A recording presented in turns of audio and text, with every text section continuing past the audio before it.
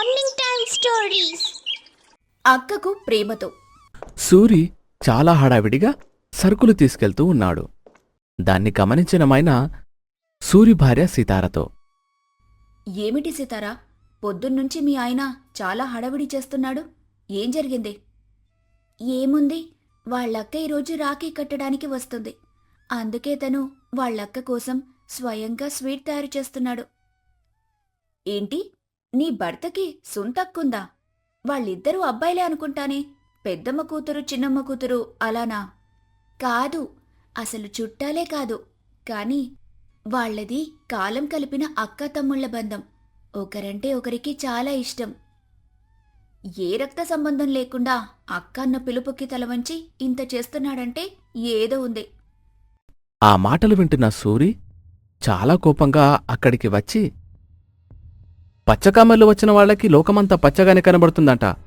అక్క తమ్ముడు మధ్య చెడు మాటలు చెప్పి ఇతరుల మనసులు చెడగొట్టడంలో మీలాంటి ఆడవాళ్లు ముందుంటారు. మర్యాదగా ఇక్కడి నుంచి వెళ్ళండి అని అనడంతో మైనా చాలా కోపంగా అక్కడ్నుంచి వెళ్ళిపోతుంది. సితారా, ఆమె మాటల్ని నువ్వు అస్సలు పట్టించుకోవద్దు. నాకొంచెం స్వీట్లు తయారు చేయడంలో సహాయం చెయ్యు. ఆ మాటలు విన్నామి తప్పకుండా అంటూ అతనికి సహాయం చేస్తూ ఉంటుంది. ఇద్దరూ కూడా స్వీట్లు తయారు చేస్తూ ఉంటారు. కొంత సమయం తర్వాత వాళ్ళక్క పావని అక్కడికొస్తుంది. పావనిని చూసి చాలా సంతోషపడుతూ, అక్కా, వచ్చేసావా? నీకోసమే నేను స్వయంగా స్వీట్ తయారు చేస్తున్నా. పావుగంటలో అయిపోతుంది. నువ్వలా కూర్చో. అందుకామె సరే అంటూ అక్కడ్నుంచి వెళ్ళి కూర్చుంటుంది. కొంత సమయం తర్వాత అతను స్వీట్ తయారు చేస్తాడు. వాళ్ళక్కతో తినమని చెబుతాడు. ముందు నేను రాఖీ కడతాను, నేను త్వరగా వెళ్ళాలి. మీ బావగారికి అసలు ఒంట్లో బాగోలేదు. పిల్లలిద్దరినీ కూడా హాస్టల్లో ఉంచాను. త్వరగా వెళ్తాను. ఏమైందక్క బావగారికి? ఈ విషయం నాకెందుకు చెప్పలేదు? అబ్బా, అంత కంగారు పడాల్సిన విషయమేం కాదులే గాని నూరా అంటూ కూర్చోపెట్టి అతనికి రాఖీ కడుతుంది పావని. రాఖీ కట్టడం పూర్తయిన తర్వాత ఇద్దరూ కూడా స్వీట్ అందించుకుంటారు. అప్పుడు సీతారా, మీ అక్కకి కట్నం పెట్టకుండానే పంపిస్తారా ఏంటి? అక్కకి చాలా పెద్ద బహుమతి ఇవ్వాలని నిర్ణయించుకున్నాను. ఖచ్చితంగా అది ఇచ్చి తీరుతాను అంటూ బయటికి వస్తాడు. ఇంతలో శకుంతల అనే ఆవిడ వస్తుంది. ఆమెను చూసిన పావని, ఎవరీమే అని అడుగుతుంది. అప్పుడతను, నువ్వలా నిలబడు అని అన్నాను కదా, నువ్వలా నిలబడు. పావని కంగారుగా నిలబడుతుంది. నీకోసం బంగారు ముక్కు పుడక తీసుకొచ్చాడు, కాని నీకు ముక్కు కుట్టలేదు కదా, ఇప్పుడు ముక్కు కుట్టిచ్చి అదిస్తాడు. ఆ మాట వినగానే తను చాలా భయపడుతూ, నాకేదైనా బట్టలన్నా పెట్టు, లేదా డబ్బులన్నా ఇవ్వు, కానీ ఇలా ముక్కు కుట్టిస్తే నేను అల్లాడిపోతానమ్మో, నాకు చాలా భయమేస్తుంది. చీమ కుట్టినట్టుగా ఉంటుంది అంతే, ఏమీ ఉండదు. నువ్వు కూర్చో. పావని భయపడుతూ, సీతారా, నువ్వైనా చెప్పు నా వల్ల కాదని. మీ తమ్ముడొక మాట పట్టుకున్నాడంటే అస్సలు వదిలిపెట్టడు. నీకీ బాధ తప్పదు, కూర్చో అని అనడంతో ఇక పావని తప్పనిసరి ముక్కు కుట్టించుకోవడానికి సిద్ధమవటంతో, కాని అమ్మా, నీ పని నువ్వు మొదలుపెట్టు, మేం పక్కనే ఉన్నాము అని అంటాడు. ఆమె సరే అని చెప్పి పావనికి ముక్కు కుడుతుంది. దానికామ పెద్దగా అరుస్తుంది. అయిపోయిందమ్మా, బంగారు ముక్కు పుడక, ఇలా ఇవ్వండి అంటూ ముక్కు పుడకని కూడా పెట్టేస్తుంది. పావని నొప్పి అంటూ బాధపడుతూ ఉంటుంది. అతను ముక్కు కుట్టిన శకుంతలకు డబ్బులిచ్చి పంపిస్తాడు. కొంత సమయం తర్వాత పావనికి నొప్పి తగ్గిపోతుంది. నా కళ్ళల్లో నీళ్లు చూడ్డం నీకిష్టమా? అసలెవరైనా రాఖీ పండుగ రోజు అక్క నేర్పిస్తారా? అక్కా, ఈ బాధ 2 నిమిషాలే ఉంటుంది. కానీ నేనిచ్చిన బహుమతి నువ్వు మట్టిలో కలిసిపోయేంత వరకు ఉంటుంది. ఈ ముక్కు పొడక చూడంగానే అందరూ ఎక్కడ చేయించావు అని అడుగుతారు. అప్పుడు నువ్వు ఖచ్చితంగా నా తమ్ముడు బహుమతిచ్చాడని చెప్పుకుంటావు. అలా ప్రతిసారి నేను నీతో ఉన్నట్టుగా నువ్వు ఉద్దేశిస్తావు. ఈ రక్షాబంధన్ నా చేతికి ఉన్నంతవరకు నువ్వు నా పక్కనున్నట్టుగానే నేను భావిస్తాను. ఇది లేకపోయినా భావిస్తాననుకో, అది వేరే విషయం అంటూ చెబుతాడు. ఆ మాటలకి పావని చాలా సంతోషపడుతుంది. సీతార కూడా సంతోషిస్తుంది.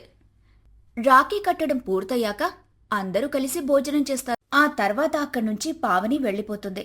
అతను బాధగా వీడ్కోలు చెబుతాడు. ఆ రోజు గడిచిందో లేదో, మరుసటి రోజు ఉదయం సూరి నిద్ర లేవటంతోనే ఒక దుర్వార్త వినాల్సొస్తుంది. అతను చాలా హడావిడిగా సీతారాన్ని తీసుకుని రామపట్నానికి బయలుదేరతాడు. అక్కడికి వెళ్లే సమయానికి పావని అక్కడ ఏడుస్తూ ఉంటుంది. తన భర్త అనారోగ్యం కారణంగా చనిపోతాడు. సీతారా పావనిని ఓదారుస్తూ ఉంటుంది. తదుపరి కార్యక్రమం సూరి దగ్గరుండి జరిపిస్తాడు. ఆ తర్వాత అతను చాలా ఓదార్చి అక్కడ్నుంచి భార్యాభర్తలు ఇద్దరు కూడా వెళ్ళిపోతారు. ఇంటికి వచ్చిన దగ్గర్నుంచి సూరి మనసు మొత్తం అక్క మీదే ఉంటుంది.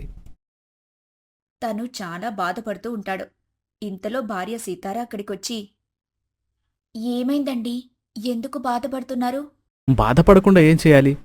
పచ్చని కాపురం సంతోషంగా ఉంటుంది అనుకున్నా, కాని ఇలా జరిగిపోయింది. అందుకు సీతార, వాళ్ళ అత్తగారు చాలా మంచివాళ్ళని చెప్పారు కదా, తను బాగానే చూసుకుంటుందనుకుంటా. నేను అదే ఆలోచిస్తున్నాను. అలా చూసుకుంటే ఇంకా ఎలాంటి ఇబ్బంది ఉండదు. అని మాట్లాడుకుంటారు. రోజులు గడుస్తూ ఉన్నాయి. పావని వాళ్ళ అత్తగారు ఇంట్లో పనిచేస్తూ ఉంటుంది. ఇంతలో అత్తగారు, ఏంటే నీకు పని సరిగ్గా చేయడం రావటం లేదు? అంట్లు శుభ్రం చేయడం కూడా రావటం లేదు.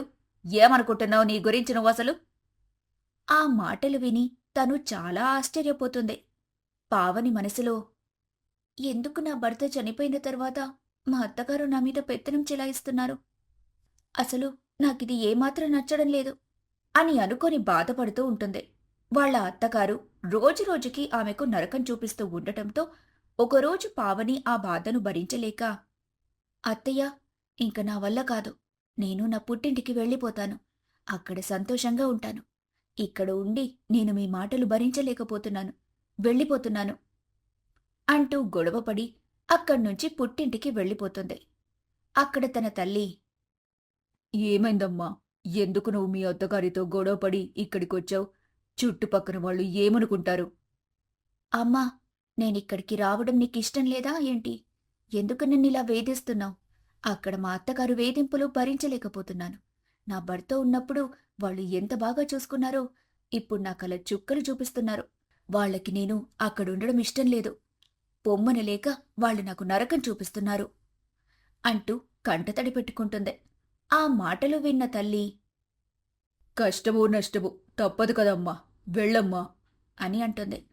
ఆ మాటలకు పావని కోపంగా, ఆయన లేనప్పుడు ఎందుకమ్మా ఇవన్నీ? ఆయన ఉంటేనే నాకక్కడ గౌరవం ఉంది, లేకుంటే లేదు. మా అత్తగారు ప్రతిసారి ఒక మాట అంటున్నారు, నా కొడుకుతోనే నీకన్నీ పోయాయని. అంటే దాని ఉద్దేశమేంటమ్మా?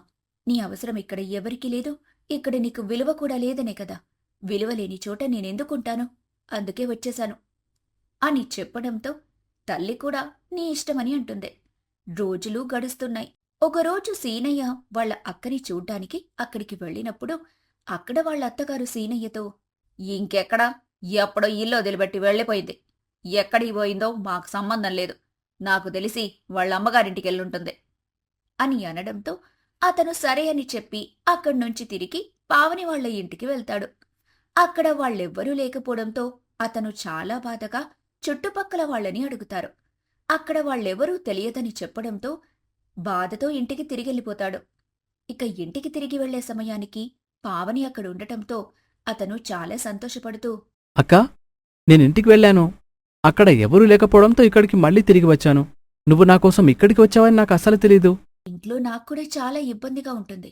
నాకు చిన్న ఉద్యోగం వచ్చింది.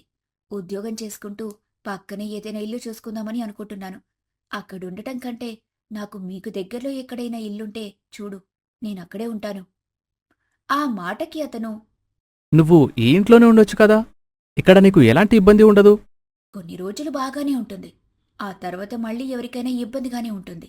వద్దులే, నాకు దగ్గరలో ఒక మంచి ఇల్లు చూడు చాలు అని అనడంతో అతను సరే అని అంటాడు. కొన్ని రోజుల తర్వాత ఒక మంచి ఇల్లు చూడటంతో ఆమె ఇంట్లోకి వెళ్తుంది. ఆ ఇంట్లో సంతోషంగా ఉంటుంది పావని. తన పని తాను చేసుకుంటూ ఉంటుంది. రోజులు గడుస్తున్నాయి.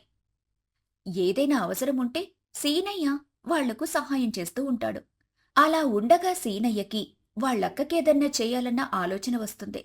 దాని గురించి సీతారతో మాట్లాడాలి అనుకుంటాడు. అసలు సీనయ్య ఆలోచనేంటి? తన అక్క గురించి ఏం ఆలోచిస్తున్నాడనేది తర్వాతి భాగంలో చూద్దాం.